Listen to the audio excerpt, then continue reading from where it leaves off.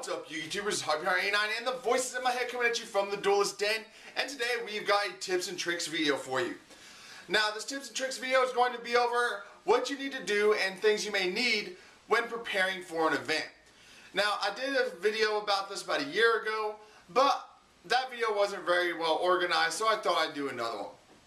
Now, before I get into the video, I want to address something. A couple days ago, I posted a response video to Glasgow's Why You YouTubers Suck at Yu-Gi-Oh! And I've been getting a lot of feedback about it. I put a link up to the video on Zodiac Duelist. It's something I do to help promote my channel. And I got a lot of people hating my background. Well, it's fine, you want to hate my background, I don't care. But one person did ask, why I designed it, and I explained to him that I didn't design the background. For those of you who do know, I have a 7-year-old son. His tag is Despot000, and I don't allow him to do a lot of videos with me, mainly because he is 7. He doesn't know a lot about the competitive nature of the game. He usually only does things like top 10s, things like that. But to make up for it, I let him decide what was going to go on the wall for the background. And when I explained this to the people that asked about it, I started getting a lot of people calling out my 7-year-old son. Now, these are people who are adults. I'm talking 17 plus years of old, adults, and they are bad-mouthing and shit-talking a 7-year-old. Alright? Now, if you are so pathetic, you have to shit-talk a 7-year-old to make yourself feel better, there's something wrong with you. And that is something, as a community, we don't need. Alright?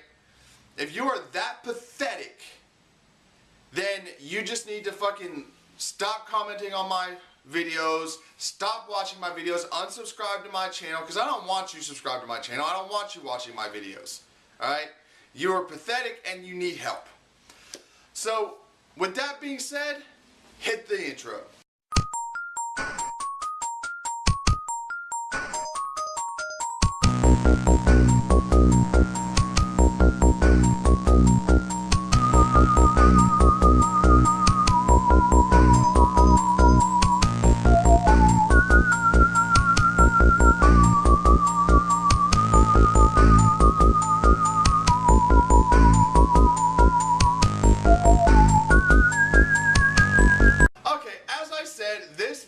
Is a tips and tricks on how to prepare for an event. Now, I've got this separated into two distinct sections. The first section is the night before, and the second section is the morning of. So let's go ahead and get started with my first points. Point number one, get everything you plan to bring with you together. If you're bringing trades to the event, make sure you have all the cards that you plan on trading or selling in your binder. And make sure that those binders are in a backpack or something you use to carry the binders at an event. The second is make sure that your decks, your spare card sleeves, your mats, any miscellaneous items such as coins, dice, calculators, things like that, make sure those are in the backpack as well. And a good suggestion, something I do, is I go online and I print off the deck list sheet and I fill it out the night prior to the event. This helps save me a lot of time at the events, because if you go to the event and you're sitting there, you're filling out your deck list, that takes time to do. It takes like 20-30 minutes to get done. Also, you've got your cards out all over the place. It's real easy for them to get stolen. So having your deck list sheet filled out the night prior to the event not only saves you time, but it also helps prevent the risk of your cards getting stolen. The second thing I have is make sure you put your backpack somewhere where you won't forget it. If you are driving yourself, make sure you put it in your car, in your trunk or something, just to make sure it's there. If you're carpooling and you are not the one driving, or it's not your vehicle that's being taken, put your backpack right next to the front door. That way, on your way out the door, you'll see the backpack and grab it. Alright? The third point for the night before is get plenty of sleep. A lot of people tend to stay up all night dueling and testing the night before an event, and then they get to the event and they're dog-ass tired and they can't focus, and it does cost them duels and matches. Now, getting plenty of sleep not only allows you to stay focused during your matches, but it also ensures that you are awake in time the next morning to actually leave for the event. Now, that being said, we're going to go ahead and move on to the morning of. Now, like I said, getting enough sleep ensures that you are awake early enough to get to the event.